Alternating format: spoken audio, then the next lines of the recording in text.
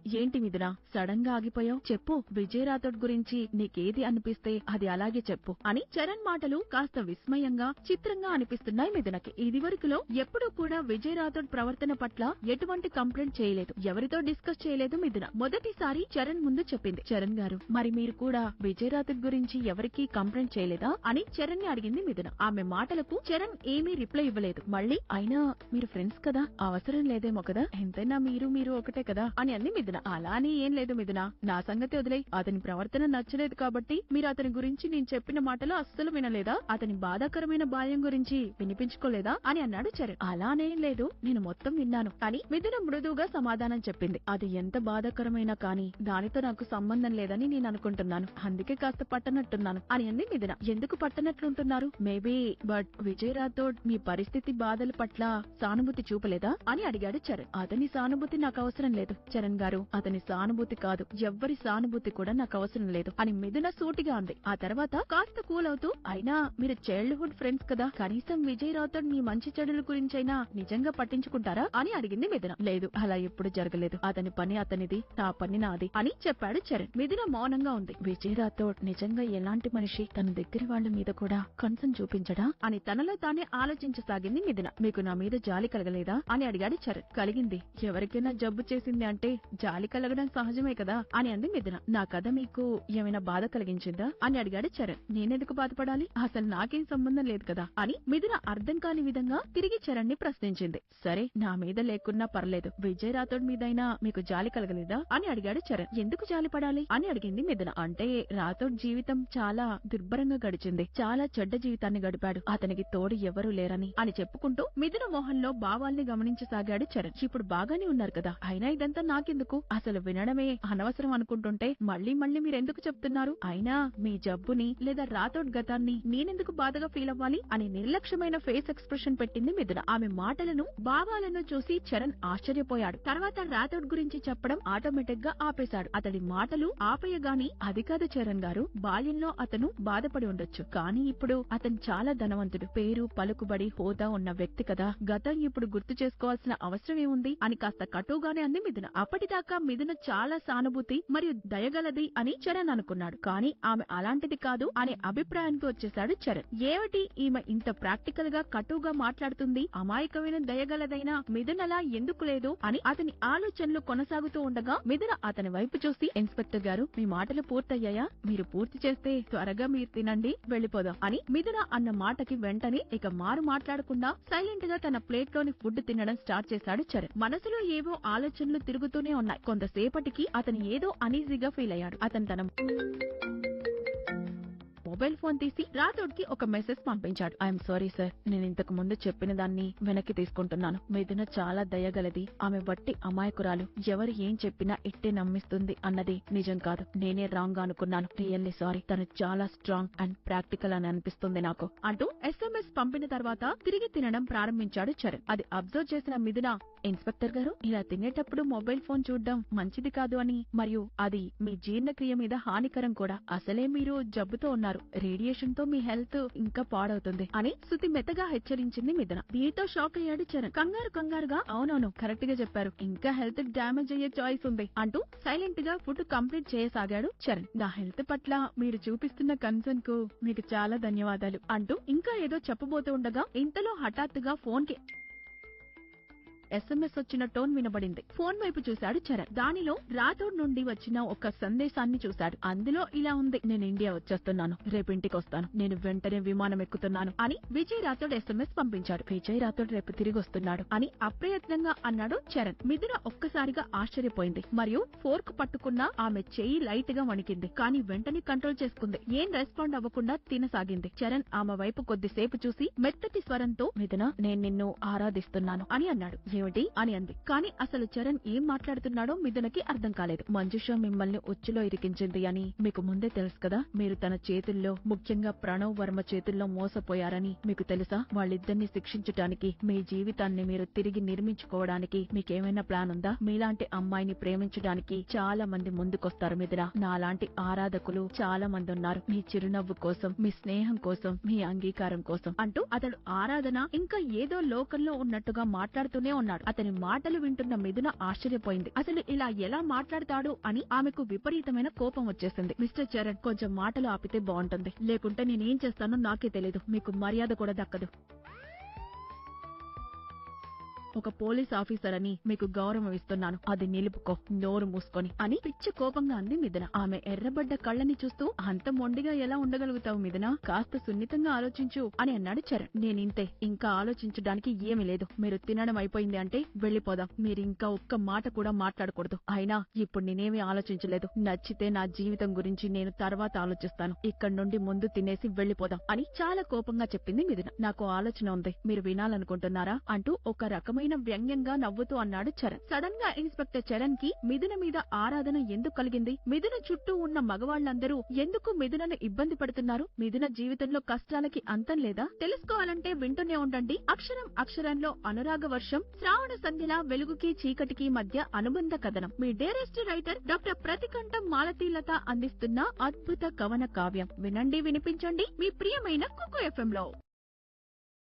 Episode 151. వచ్చిందమ్మా వయ్యారి. ఏమిటో మళ్ళీ మీరు చెప్పే ఆలోచన అని అంది మిథున. నువ్వు వింటా అంటేనే చెప్తాను మిథున అన్నాడు చరణ్. చరణ్ ఉత్సాహాన్ని చూడగానే చరణ్ ఏదో ప్లాన్ తో ఉన్నాడని మిథునకి అర్థమైంది. కాకపోతే అది తనని ఏమైనా ఉచ్చులో ఇరుకిస్తుందా, దాని వలన తనకి ఏమైనా ప్రాబ్లం వస్తుందా అని కాస్త భయపడసాగింది మిథున. మిథున సైలెన్స్ ని చూసిన చరణ్ చిన్నగా నవ్వుతూ, మిథున, నువ్వు అంత అజాగ్రత్తగా ఉండకు, అంటే ఎక్కువగా ఆలోచించుకో. నేనొక పోలీస్నే, నువ్వేం ఆలోచిస్తున్నావో నేను నిన్నో రీడ్ చేయగలను అన్నాడు ఒకంత గర్వంతో, అతిశయంతో ఇన్స్పెక్టర్ చరణ్. సరే, నేను జాగ్రత్తగా ఉంటాను, కానీ మీరు అన్ని రకాలుగా నా చుట్టే అబ్జర్వ్ చేస్తూ ఉండాల్సిన అవసరం లేదు అని అంది మిథున. ఉండాలి కదా మిథున గారు, ఎందుకంటే చాలా మంది మిమ్మల్ని టార్గెట్ చేశారు. ఆ విషయం మీకు కూడా తెలుసు. చాలా మంది మిమ్మల్ని బలి పశువులుగా చేయాలనుకుంటున్నారు. నిజానికి మీ గురించి, మీ చుట్టూ ఉన్న పరిస్థితుల గురించి మీకు బాగా తెలుసు అని అనుకుంటున్నాను అన్నాడు చరణ్. మిథునకి ఏం మాట్లాడాలో అర్థం కాలేదు. నిశ్శబ్దంగా అయింది. మరియు ఆమె కళ్ళు కన్నీళ్లతో మసకబారాయి. హృదయమంతా ఒక భారమైన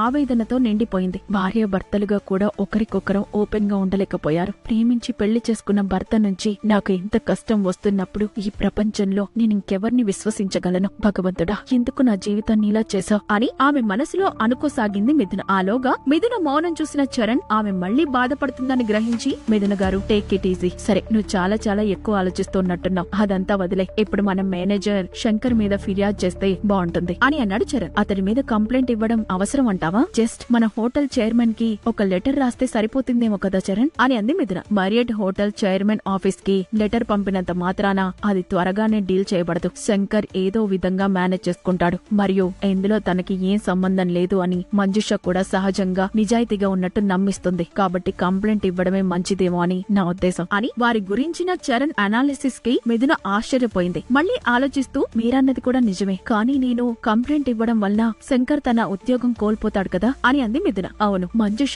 అసలు ఏం ప్లాన్ చేసిందో అతనికి తెలియకపోతే, మరియు ఆ రూమ్ కి తన కోసమే అని మంజుష తీసుకెళ్లినట్లయితే, నేనిచ్చిన కంప్లైంట్ దాని కారణంగా అతను ఉద్యోగం కోల్పోతాడు కదా, తన తప్పు లేకుండానే తనకు శిక్ష పడుతుంది కదా, ఇది చాలా అన్యాయం కదా అని అంది మిథున. మిథున, నువ్వు అమాయకురాల్లాగా మాట్లాడకు, మరి అతి మంచితనంగా ఉండకు. పరోక్షంగా అయినా అతను మీపై కుట్ర చేశాడు. మంజుష గురించి అతనికి తెలిసినా అతనికి తెలియకపోయినా ఇది హోటల్ నిబంధనలకు విరుద్ధం, వ్యక్తిగత రహస్యానికి కూడా విరుద్ధం. ఒక కస్టమర్ రూమ్ కీని అతని పర్మిషన్ లేకుండా తీసుకోవడానికి వ్యాపారంగా కూడా నైతికంగా కూడా అతనికి హక్కు లేదు అని చరణ్ చెప్తున్న మాటల్లో లాజిక్ అర్థమైన మిథున అవును అన్నట్టుగా తల ఊపింది. మంచి మనసుతో నిండిన మీ ఉద్దేశం నాకు అర్థమైంది మిథున. బట్ శంకర్ కూడా ఒక బాధ్యతాయుతమైన ఉద్యోగంలో ఉండి అలాంటి పనులు చేయకూడదు కదా. అయినా చూద్దాం, వాడు చేసుకున్న దానికి వాడు ఖచ్చితంగా అనుభవిస్తాడు. అంతే, మీరింకా ఏమీ పట్టించుకోకుండా మీ పని మీరు హ్యాపీగా చేసుకోవచ్చు. మీకు జరిగిన నష్టానికి మీరు కంప్లైంట్ ఇవ్వచ్చు అని చెప్పాడు చరణ్. మీ సలహాకి ధన్యవాదాలు చరణ్ సార్, మీరు చెప్పిన దాన్ని నేను పరిశీలిస్తాను అని చెప్పింది మిథున. మీకు ఇష్టం లేకపోయినా,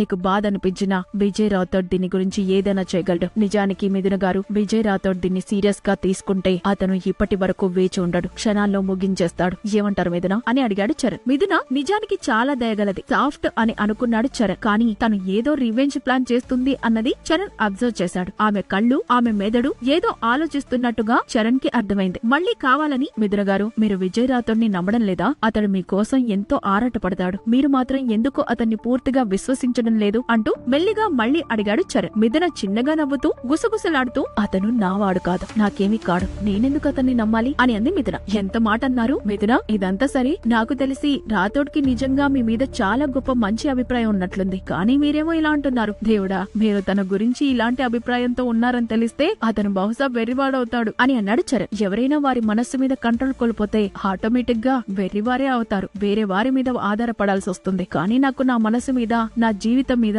పూర్తి కంట్రోల్ ఉంది. సో నేను ఎవ్వరిని ప్రస్తుత పరిస్థితుల్లో నమ్మలేను, ఎవ్వరి మీద ఆధారపడలేను అని అంది మిథున. ఓ మై గాడ్ మిథున, చాలా గొప్ప గొప్ప ఫిలాసఫీలు చెప్తున్నారు, మీలో చాలా మంచి సబ్జెక్ట్ ఉంది, మళ్ళీ ఎప్పుడైనా లీజర్ గా డిస్కస్ చేద్దాం అంటూ ముసిముసిగా నవ్వాడు చరణ్. అసలు మిథున అభిప్రాయాన్ని విజయ్ రాథోడ్ కి చెబితే ఏం జరుగుతుందో అతనికి తెలియదు. బహుశా ఆమె అతనిపై నిజంగా కోపంగా ఉంది. అలా అయితే ఇప్పుడు వెళ్దామా చరణ్ సార్ అని అంది మిథున. వెళ్దాం, కానీ మిథున, మీరు నెక్స్ట్ ఏం చేయబోతున్నారో నాకు చెప్పగలరా అని అడిగాడు చరణ్. ఇప్పుడైతే ఏమి చేయను, ముందు మీరు నాకు వచ్చిన అన్నోన్ కాల్ నెంబర్ ని కనుక్కోవడానికి నాకు సహాయం చేయండి, అది ఎవరో నాకు తెలిసిన తర్వాత నేను నిర్ణయిస్తాను అని చెప్పింది మిథున. సరే, అదెంత పని, ఇప్పుడే తెప్పిస్తాను అని చెప్పి వెంటనే ఫోన్ తీసి తన స్టాఫ్ మెంబర్స్ కి ఫోన్ చేశాడు చరణ్. నాకొక నెంబర్ ని చెక్ చేయడంలో హెల్ప్ చేయండి అని వాళ్ళని రిక్వెస్ట్ చేశాడు. ఆ తర్వాత మిథునతో మాట్లాడుతూ టైం పాస్ చేశాడు చరణ్. 3 నిమిషాల తర్వాత మళ్లీ కాల్ వచ్చింది. చరణ్ ఫోన్ ఆన్సర్ చేశాడు. డీటెయిల్స్ దొరికాయా అంటూ ఆత్రంగా అడిగాడు చరణ్. అవతలి వ్యక్తి, ఎస్ సార్, ఈ డీటెయిల్స్ వాళ్ల బ్యాక్గ్రౌండ్ కూడా కనుక్కున్నాం సార్ అని అన్నాడు అవతలి వ్యక్తి. అవునా, వెంటనే చెప్పండి అంటూ జేబులో నుండి చిన్న నోట్బుక్ పెన్ తీసుకున్నాడు చరణ్. ఆ ఫోన్ నెంబర్ శిరీష అనే వ్యక్తి పేరు మీద ఉంది, ఏజ్ 23 సంవత్సరాలు సార్, లోకల్ అడ్రస్ ఉంది సార్ అని చెప్పాడు అవతలి వ్యక్తి. Okay, thanks for the information అని చెప్పి ఫోన్ పెట్టేశాడు. ఫోన్ లో అవతలి వ్యక్తి చెప్పిన మాటలు విని మిథున ముఖం తక్షణమే పాలిపోయింది. లీలగా ఏవో ఆలోచనలు కదలాడసాగాయి ఆమె మెదడులో. చరణ్ ఆమె వైపు చూసి, మిథున, ఎవరో శిరీష అనే ఆవిడ పేరు మీద నెంబర్ రిజిస్టర్ అయి ఉంది అని చెప్పాడు. నిజంగా మిథునకు శంకర్ ను శిక్షించాలని లేదా వేరే ఏదైనా రివెంజ్ ప్లాన్ చేస్తుందా? అసలు ఎవరి శిరీష? మిథునకి ఆమెకి ఏంటి సంబంధం? తెలుసుకోవాలంటే వెంటనే ఉండండి అక్షరం అక్షరంలో అనురాగ వర్షం, శ్రావణ సంధ్యల వెలుగుకి చీకటికి మధ్య అనుబంధ కథనం. మీ డీరెస్ట్ రైటర్ డాక్టర్ ప్రతికంఠం మాలతీలత అందిస్తున్న అద్భుత కవన కావ్యం. వినండి, వినిపించండి మీ ప్రియమైన కుకు ఎఫ్ఎం లో. ఎపిసోడ్ 152.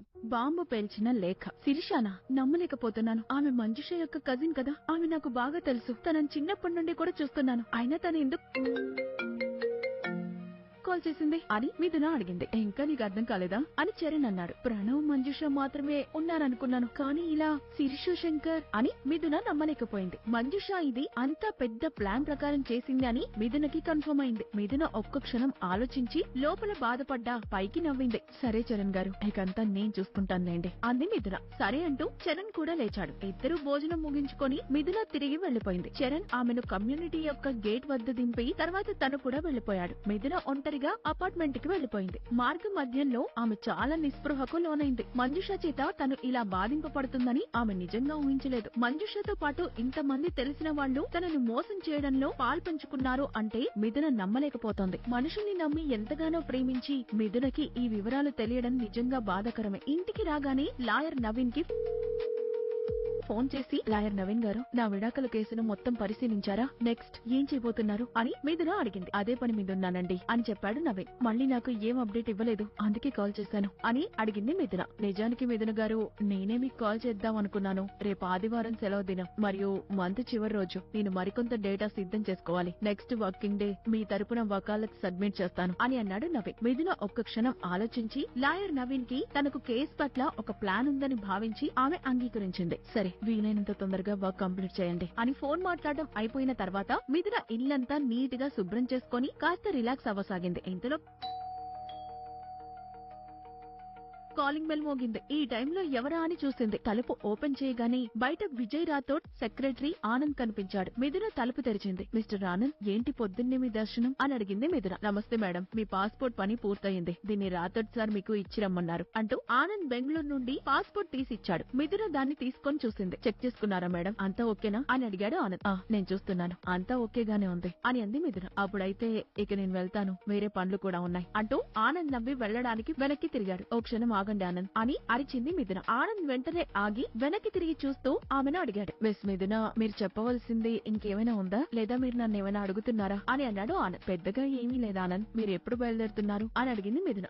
మోస్ట్లీ రేపు రాత్రి రాహుల్ పాఠశాల వెళ్లి వచ్చిన తర్వాత బయలుదేరొచ్చు అని చెప్పాడు ఆనంద్. ఎలా వెళ్తున్నారు అని అడిగింది మిథున. మేం విమానంలో వెళ్తున్నాము అని సమాధానం చెప్పాడు ఆనంద్. అవునా, ఎన్ని గంటలకు బయలుదేరతారు అని అడిగింది మిథున. అంతా రాథోడ్ సార్ ఇష్టం, కాబట్టి మేము ఎప్పుడు బయలుదేరాలో ఇంకా నిర్ణయించలేదు. ఇది రాథోడ్ సార్ మానసిక స్థితి ఇష్టం మరియు ఓషన్ కంపెనీ యొక్క విమాన షెడ్యూల్ అమరికపై ఆధారపడి ఉంటుంది కదా అని చెప్పాడు ఆనంద్. అవునా, అయితే మీ రాథోడ్ సార్ మానసిక స్థితి ఎలా ఉందేంటి అని అడిగింది మిథున. రాథోడ్ సార్ మానసిక స్థితి మూడ్ ఎలా ఉంటుందో మీకు తెలీదా మేడం అని అడిగాడు ఆనంద్. మిథున నవ్వి ఓకే ఓకే నాకు తెలుసు, ఇక మీరు వెళ్ళిరండి అని చెప్పింది మిథున. ఆనంద్ వెళ్లిన తర్వాత మిథున తన బట్టలు సర్దుకోవడం ప్రారంభించింది మరియు మాల్దీవులకు వెళ్లడానికి సిద్ధమైంది. అక్కడ వాతావరణం ఎలా ఉంది, తనతో ఏమేం వస్తువులు బట్టలు తీసుకువెళ్లాలి అంటూ ఒకసారి నెట్ లో ఆమె తనిఖీ చేసింది. ఆ తర్వాత తనకు అవసరమైన ల్యాప్టాప్, కొన్ని బుక్స్, బట్టలు సిద్ధం చేసుకుంది మరియు వాటిని పెద్ద సూట్ కేస్ వాటిని ఉంచడానికి రెడీగా పెట్టుకుంది. అలా సర్దుతున్నప్పుడు ఆమెకు విజయ్ రాథోడ్ తన కోసం సిద్ధం చేసిన బికినీని చూసి